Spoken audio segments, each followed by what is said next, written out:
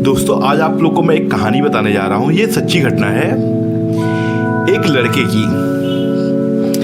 इस लड़के का नाम था उद्धव। तो सीधा साधा लड़का कैसे एक तांत्रिक के जाल में फंस गया और एक तांत्रिक अपनी इच्छाओं को पूरी करने के लिए किस हद तक जा सकता है, वो क्या कर सकता है और कितना गलत कर सकता है, आज आपको इस कहानी में ये सुनने को मिलेगा। अब बताते हैं आपको उद्धव के बारे में।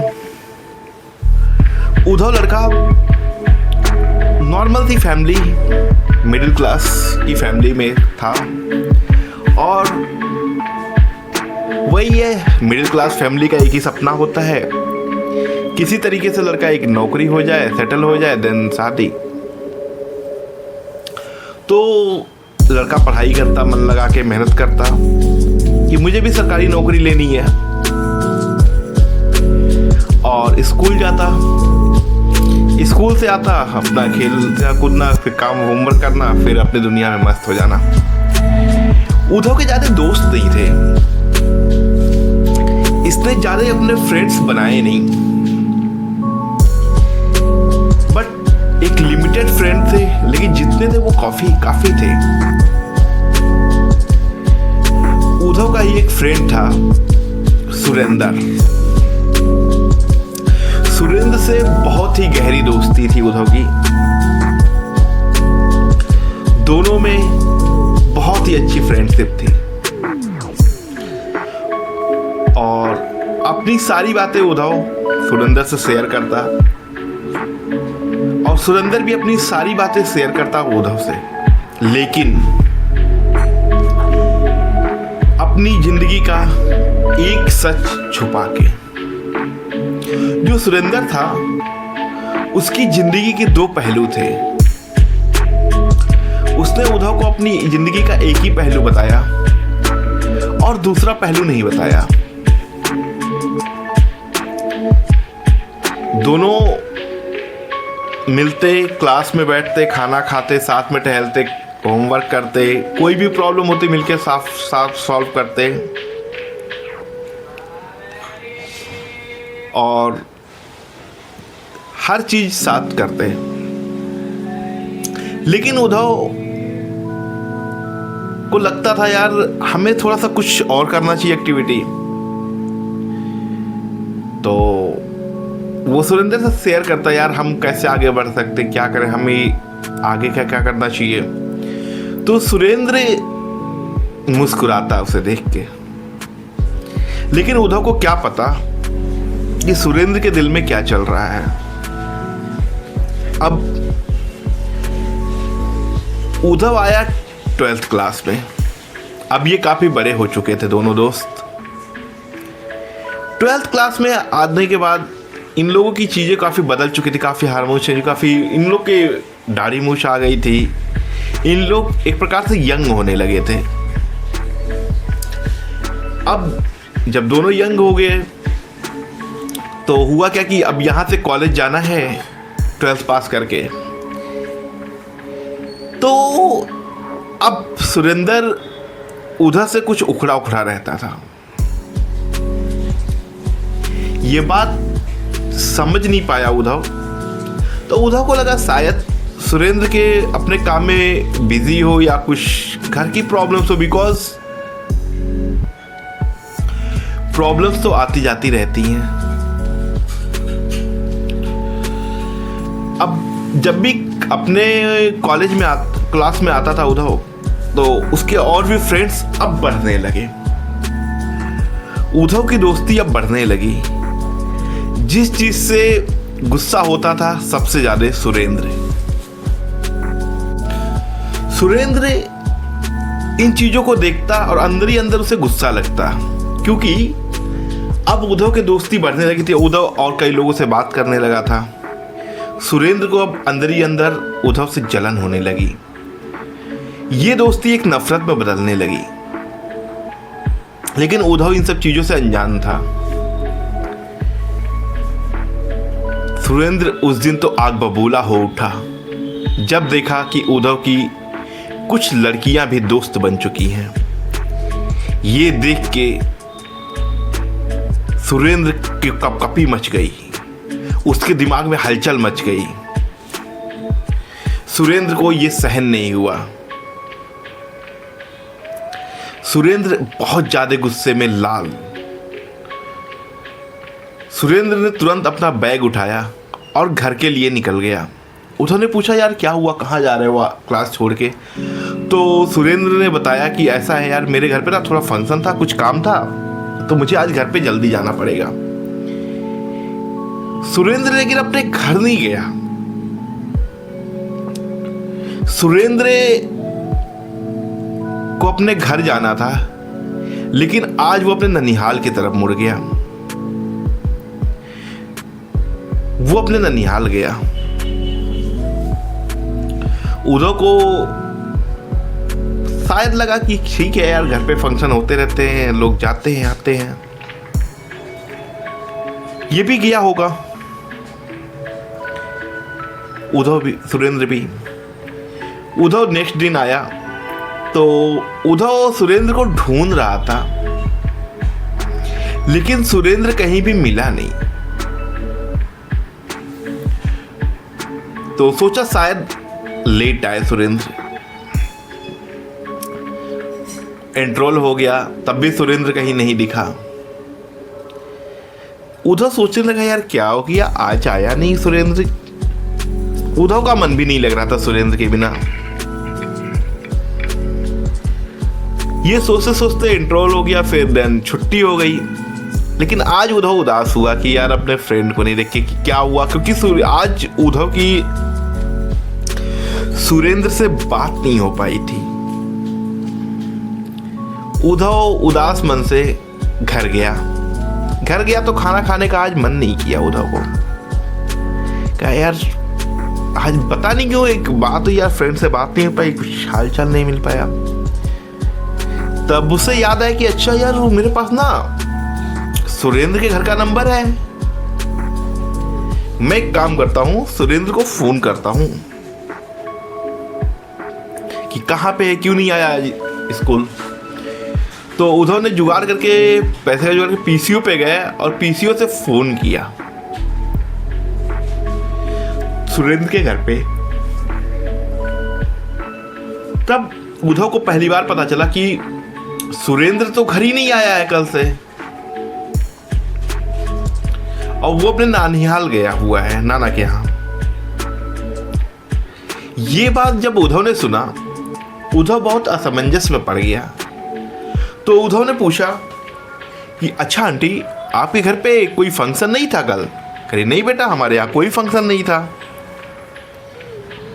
तो ननिहाल में? कहे नहीं बेटा, वहां भी कोई फंक्शन नहीं था। ये सुनने के बाद उद्धव ने फोन काट दिया। अब उद्धव सोचने लगा, यार ये इतने सालों में कभी इसने छुट्टी नहीं की स्कूल की, और मुझसे कभी झूठ नहीं बोला कि ये घर जाने के लिए जहां भी जाता था वो बता के जाता था, ठीक है वहां जा रहा हूं। तो ऐसा क्यों हुआ कि आज उद्धव सुरेंद्र ने मुझसे झूठ बोला? अब ये बात उद्धव सोच पाता। ये सोचते सोचते रात हो गई, सुबह हो गई। अब उद्धव ने सोचा, यार क्या हो गया, कुछ ऐसी क्या दिक्कत हो गई सुरेंद्र को कि वो मुझसे बताया नहीं, मुझसे झूठ बोला। फिर ये सोचा कि ठीक है स्कूल आएगा। फिर स्कूल गया उद्धव, वेट किया, लेकिन सुरेंद्र कहीं दिखा नहीं। सोचा यार ये क्या हो गया, सुरेंद्र आ क्यों नहीं रहा है? आना चाहिए था सुरेंद्र को, बट सुरेंद्र आ नहीं रहा था। ये सोचते हुए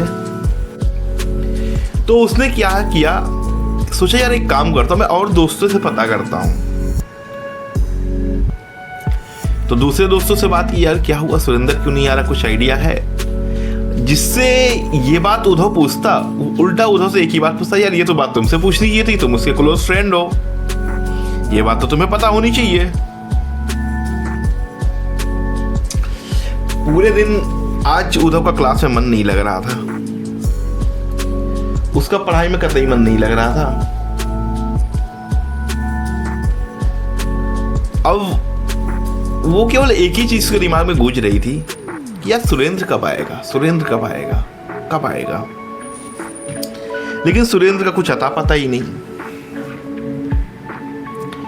तीसरे दिन सुरेंद्र आता है, लेकिन आज सुरेंद्र कुछ उदास था। आते ही उद्धव ने पूछा, कैसे हो यार, कहाँ थे? वो गुस्सा कर रहा, तुमने बताया क्यों नहीं मुझे, और तुम घर नहीं अपने ननिहाल गए, तुमने ये बात भी नहीं बताई। लेकिन आज सुरेंद्र का मुंह कुछ उखड़ा उखड़ा था, सुरेंद्र कुछ उदास था।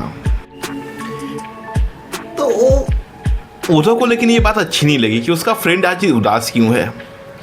वो बार बार सुरेंद्र से एक ही क्वेश्चन करता, यार क्या दिक्कत है तुझे, क्यों इतना उदास है, तू वैसा सुरेंद्र क्यों नहीं हो रहा है। अब सुरेंद्र कुछ बोल नहीं रहा था, शांत बैठा रहता था। फिर अब ये चीज उद्धव को बेचैन कर रही थी, कुछ समझ में नहीं आता उद्धव क्या करे। उद्धव ने क्लास खत्म हुई, स्कूल घर जाने के टाइम पे सुरेंद्र को लेके गया एक रेस्टोरेंट में। वहां पे उसे समोसे खिलाए, कचौड़ी खिलाए, जो जो उसे पसंद था। फिर भी उद्धव सुरेंद्र खुश नहीं हो रहा था। उद्धव और परेशान, यार क्या हो गया मेरे फ्रेंड को। फिर क्या हुआ कि वहां पे बात करते करते सुरेंद्र ने एक बात कही यार उद्धव एक बात बता, आगे का क्या प्लान है तेरा। तो उद्धव ने कहा यार आगे ग्रेजुएशन करनी है। तो सुरेंद्र ने कहा एक बात है, किस कॉलेज से तू करना चाहता है। वहां पे एक्चुअल 2 कॉलेज थे, तो एक था एपीएन कॉलेज, एक था एसएस कॉलेज। तो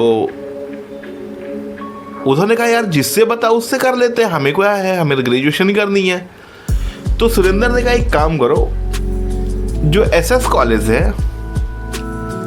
वहां पे मेरे मामा का लड़का काम करता है, जॉब करता है, तो वहां पे यार हमें अच्छा रहेगा, और जो कैंटीन है वो भी है जान पहचान की, हम एसएस कॉलेज ज्वाइन करेंगे। एक अभी उसके फॉर्म भरे जा रहे हैं, तो तेरा फॉर्म भी मैं भर दूंगा। तो उसने कहा ठीक है यार भर देना।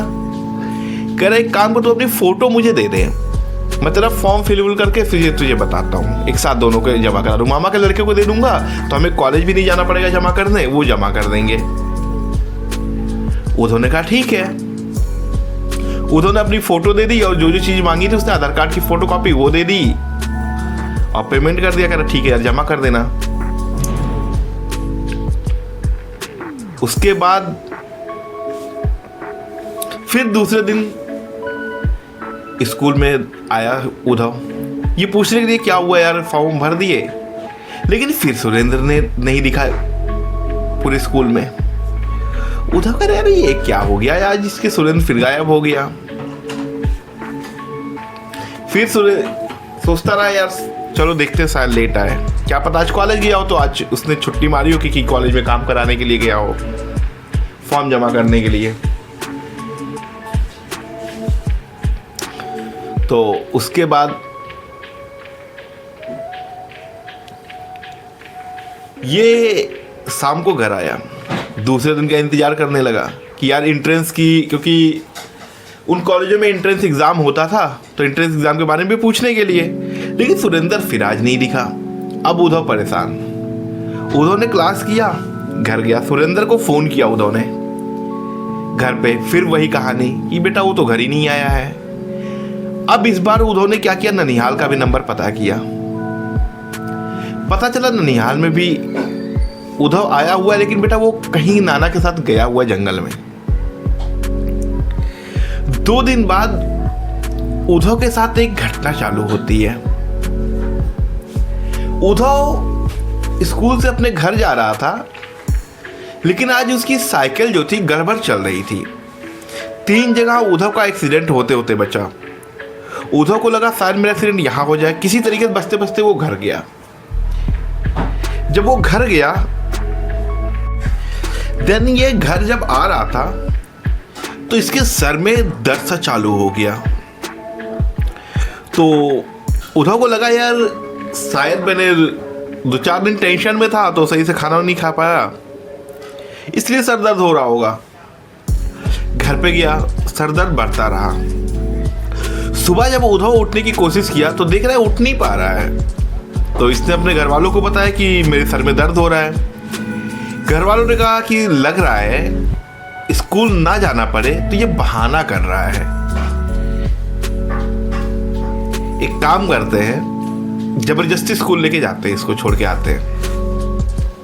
घर वाले जबरदस्ती लेके गए, स्कूल छोड़ दिया।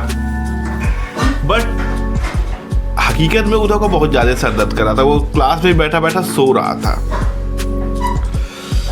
वो धीरे धीरे सर का दर्द बढ़ता जा रहा था। उद्धव को कुछ समझ में नहीं आ रहा था। किसी तरीके से वो शाम को जब घर के लिए निकला तो उद्धव का एक्सीडेंट हो गया। तो कुछ लोग उद्धव को उसके घर पहुंचाए। जब घर पहुंचाए तब घर वालों को लगा हाँ शायद ये झूठ नहीं कुछ सच बोल रहा था। एक काम करते चलो डॉक्टर को दिखा देते हैं। उद्धव के घर वाले उद्धव को लेके गए नॉर्मल डॉक्टर को दिखाया कि सर दर्द, तो उसने सर दर्द की दवा दे दी, बाकी मलहम पट्टी करा दी। घर पे आया उद्धव। अब उद्धव को दवा की कोई फर्क ही नहीं पड़ रहा था, दवा का कुछ भी नहीं हो रहा था। वो दवा खाता तो और सर दर्द बढ़ने लगता। उद्धव बहुत परेशान कि ये क्या हो रहा है, ये मेरे सर का दर्द बढ़ता क्यों जा रहा है। लेकिन आज उद्धव के साथ सुबह कुछ और भी होने वाली थी। अब उद्धव का जो फेस का रंग था वो काला होता जा रहा था, उसका चेहरा बदलता जा रहा था। उद्धव बहुत परेशान, ये हो क्या रहा है। तभी करीब 3 दिन बाद उद्धव से मिलने उसका दोस्त सुरेंद्र आया। आज सुरेंद्र बहुत खुश था। तो उद्धव ने देखा यार सुरेंद्र का रंग काफी फेयर होता जा रहा है, ये क्या बात है। सुरेंद्र का रंग काफी अच्छा होता जा रहा था और उद्धव का उतना बेकार और बल्कि मुंह में दाने होते जा रहे थे। तो सुरेंद्र ने कहा कोई नहीं यार, दवा कर ठीक हो जाएगा, चलेंगे अपन लोग कॉलेज में, फिर पढ़ाई वढ़ाई करेंगे, ये सब चीज़ें। ये बातें कह के सुरेंद्र चला गया। लेकिन उद्धव को कुछ समझ नहीं आ रहा था। बस उद्धव एक ही चीज़ सोच रहा था, यार इसका रंग कैसे इतनी जल्दी बदल सकता है, मेरा इतना जल्दी खराब क्यों हो रहा है। सोचते सोचते रात हो गई।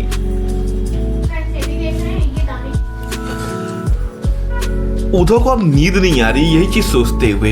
एक तो उद्धव का सर दर्द कर रहा है। उद्धव को लग रहा था शायद उसके सर पे कोई वार कर रहा हो, धम धम धम धम, और चेहरा उसका काला पड़ता जा रहा था। इस चीज से कुछ समझ नहीं पाता। घर वालों को बताता उद्धव, घर वाले कहते ये ड्रामेबाजी कर रहा है, ये पढ़ना नहीं चाहता है, ये केवल आराम करना चाहता है, इसको बस फोगोना खाने को दे दो घर पे बैठे बैठे, यही चाह रहा है, ये कोई नहीं, मत कर पढ़ाई। घर वाले कुछ समझ नहीं पाते थे उद्धव को। उद्धव को लेके जाते, ज्यादा कुछ होता, ज्यादा दर्द करता, ज्यादा शोर मचाता, तो इसको लेके जाते एक डॉक्टर के पास। वो कुछ दवाई दे देता डिस्प्रिन सर दर्द की, लेकिन उसका कुछ खास असर नहीं होता। स्किन के बारे में उद्धव ने डॉक्टर के और अपने घर वालों को शेयर किया, तो घर वाले कह रहे ये तेरा बहम, ऐसा कुछ नहीं है, खाएगा नहीं तो बेकार हो ही जाएगा। उस उद्धव को समझ में ही नहीं आ रहा था। तभी उद्धव मंगलवार के दिन मंदिर पे गया हनुमान जी के। तो उद्धव ने कहा, पता नहीं क्या अकस्मात उद्धव के दिमाग में आया कि मैं भी हनुमान चालीसा पढ़ूंगा। तो जो ही वो किताब लेने गया हनुमान चालीसा की पंडित जी से, तो पंडित जी ने कहा बेटा क्या हुआ, क्यों बड़े उदास हो। तो उसे बताई अपनी व्यथा कि पता नहीं मुझे हुआ क्या, मैं जानना चाहता हूँ मेरे साथ हुआ क्या। मेरी सर में लगता कोई चोट मारता है, ये है। तो पंडित जी ने कहा बेटा एक काम कर सकते हो तुम, उद्धव ने कहा बताइए। पंडित जी ने कहा कि अगर आप लगातार 40 बार हनुमान चालीसा पढ़ो तो आपको स्वप्न में पता चल जाएगा कि आपके साथ हुआ क्या था, आपकी स्थिति क्या हुई है। उद्धव ने कहा ठीक है। उद्धव बैठा हनुमान चालीसा पढ़ने लगा। अब उद्धव हनुमान चालीसा बैठ के पढ़ने लगा। करीब 3 घंटे लगे 40 बार हनुमान चालीसा पढ़ने में। उसके बाद उद्धव ने प्रसाद लिया। जब प्रसाद खाया तो उद्धव को बड़ा आराम मिला। आज पहली बार उद्धव के सर में दर्द नहीं हो रहा था। उद्धव बड़ा खुश हुआ, यार वाह, मेरे सर का दर्द चला गया, मजा आ गया लाइफ में। उसके बाद खुशी खुशी उद्धव गया घर, खाना खाया उद्धव ने और सो गया। सोने पे उद्धव को सपना आया कि उसके दोस्त सुरेंद्र ने उस पे काली मसानी मार्केसी का तंत्र किया हुआ है। ये काली मसानी मार्केसी बहुत ही भव्य और बहुत ही काली और बुरी गंदी शक्ति होती है। ये तंत्र किया जाता है किसी को मारने के लिए। काली मसानी मार्केसी अगर किसी के ऊपर कर दिया जाए तो उसकी मृत्यु निश्चित हो जाती है। लेकिन उद्धव की मृत्यु नहीं हुई। यह बात देखकर उसका दोस्त खुद हैरान था। और दूसरी चीज, काली मसानी मार्केसी सबसे पहले क्या करती है कि जो जिसके ऊपर ये की जाती है और जो करता है उसकी सारी चीजें जिस पे की जाती है, सारी चीजें उस करने वाले के ऊपर आ जाती हैं, उसकी अच्छी चीजें। तब समझ में आया उद्धव को कि मेरे चेहरे का रंग सारा इसीलिए डल हो रहा था और जो उसका दोस्त सुरेंद्र था उस पर सारी चीजें ट्रांसफर हो रही थी।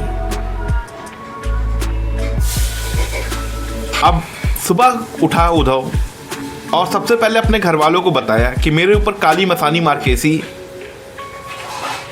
की एक तंत्र किया गया है जो कि मेरे दोस्त सुरेंद्र ने किया है।